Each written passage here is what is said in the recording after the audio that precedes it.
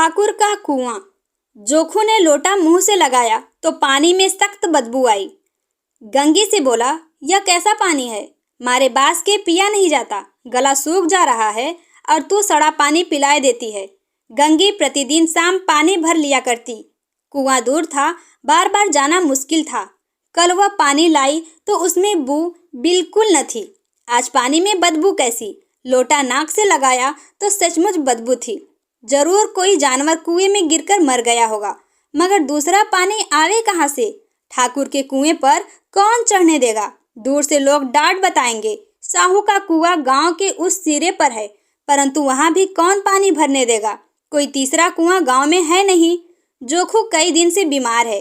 कुछ देर तक तो प्यास रोके चुप पड़ा रहा, फिर बोला, अब तो मारे प्यास के रहा नहीं जाता।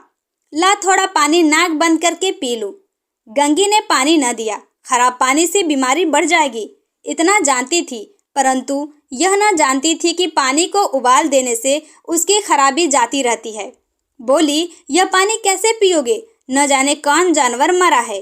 कुएं से मैं दूसरा पानी लाए देती हूँ। जोखू ने आश्चर्य से उसकी ओर देखा। पानी कहाँ से लाएगी? ठाकुर और साहू के 2 कुएं तो है, क्या एक लोटा पानी न भरने देंगे? हाथ पांव तुड़वा आएगी और कुछ न होगा।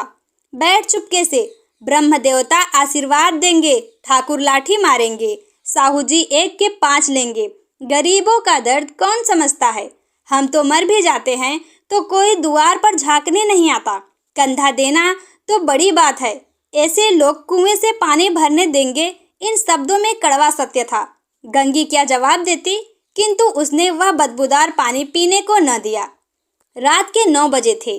थके मांदे मजदूर तो सो चुके थे। ठाकुर के दरवाजे पर 10-5 बेफिक्रे जमा थे। मैदानी बहादुरी का तो अब जमाना ही न रहा।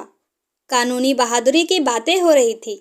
कितनी होशियारी से ठाकुर ने थानेदार को एक खास मुकदमे में रिश्वत दी और साफ निकल गए। कितनी अक्लमंदी से एक मार्के के मुकदमे की नकल ले आए। नाजिर और महतमीम सभी कहते थे, नकल नहीं मिल सकती। कोई 50 मांगता, कोई 100। यहाँ बेपैसे कौड़ी नकल उड़ा दी। काम करने ढंग चाहिए। इसी समय नंगी कुएं से पानी लेने पहुंची। कुप्पी की धुंधली रोशनी कुएं पर आ रही थी। गंगी जगत की आड़ में बैठी मौके का इंतजार करने लगी। इस कुएं का पानी सारा गांव पीता है, किसी के लिए रोका नहीं। सिर्फ ये बदनसीब नहीं भर सकते। गंगी का विद्रोह दिल रिवाजी पाबंदियों और मजबूरियों पर चोटें करने लगा। हम क्यों नीच है और ये लोग क्यों ऊंच है? इसलिए कि ये लोग गले में तांगा डाल लेते हैं। यहाँ तो जितने हैं, एक से एक छठे हैं। चोरी ये करे, जाल फरेब ये करे, झूठ मुकदमे ये करे। अभी इस ठाकुर ने तो उस दिन बेचारे गड़ेरिये की भेड़ ही चुरा ली और बाद में मारकर खा गया। इन्हें पंडित के घर में तो 12 मास जुआ होता है। यही साहू जी तो घी में तेल मिलाकर बेचते हैं। काम करा लेते हैं, मजदूरी देते नानी मरती है। किस किस बात में हमसे ऊंचे हैं। गली गली चिल्लाते नहीं कि हम ऊंचे हैं, हम ऊंचे हैं। कभी गांव में आ जाती हूँ तो रस भरी आंख से देखने लगते हैं, जैसे सबकी छाती पर सांप लौटने लगता है। परंतु घमंड यह कि हम ऊंचे हैं। कुएं पर किसी के आने की आहट हुई। गंगी की छाती धक धक करने लगी। कहीं देख ले तो गजब हो जाए, एक लात भी तो नीचे न पड़े। उसने घड़ा और रस्सी उठा ली और झुककर चलती हुई एक वृक्ष के अंधेरे साए में जा खड़ी हुई। कब इन लोगों को दया आती है किसी पर? बेचारे महंगू को इतना मारा कि महीनों लहू थूकता रहा, इसलिए तो कि उसने बेगार न थी। इस पर ये लोग ऊंचे बनते हैं। कुएं पर स्त्रियां पानी भरने आई थी। इनमें बात हो रही थी। खाना खाने चले और हुक्म हुआ कि ताजा पानी भर लाओ। घड़े के लिए पैसे नहीं हैं। हम लोगों को आराम से बैठकर देखकर जैसे मर्दों को जलन होती है। हाँ, यह तो न हुआ कि कलसिया उठाकर भर लाते, बस हुक्म चला दिया कि ताजा पानी लाओ, जैसे हम लौंडिया ही हैं। लौंडिया नहीं तो और क्या हो तुम? रोटी कपड़ा नहीं पाती, 10-5 रुपए भी छीन झपट कर ले ही लेती हो। और लौंडिया कैसी होती है? मत लजाओ दीदी, छीन भर आराम करने को जी तरस कर रह जाता है। इतना काम किसी दूसरे के घर कर देती तो इससे कहीं आराम से रहती। ऊपर से वह एहसान मानता। यहाँ काम करते करते मर जाओ, पर किसी का मुंह ही सीधा नहीं होता। दोनों पानी भरकर चली गई तो गंगी वृक्ष की छाया से निकली और कुएं की जगत के पास आई। बेफिक्रे चले गए थे। ठाकुर भी दरवाजा बंद कर अंदर आंगन में सोने जा रहे थे। गंगी ने क्षणिक सुख की सांस ली।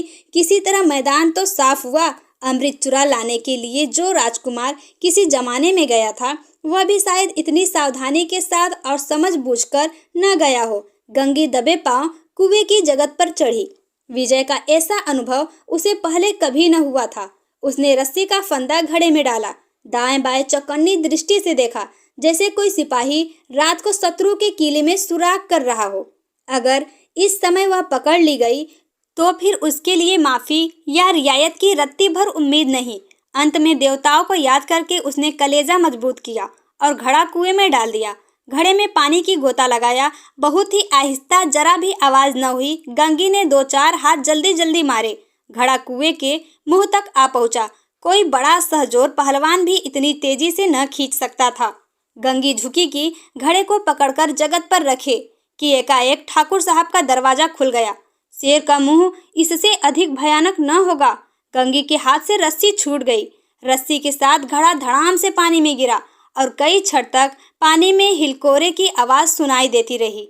ठाकुर कौन है, कौन है, पुकारते हुए कुएं की तरफ आ रहे थे और गंगी जगत से कूदकर भागी जा रही थी। घर पहुंचकर देखा कि जोखू लोटा मुंह से लगाए वही मैला गंदा पानी पी रहा है।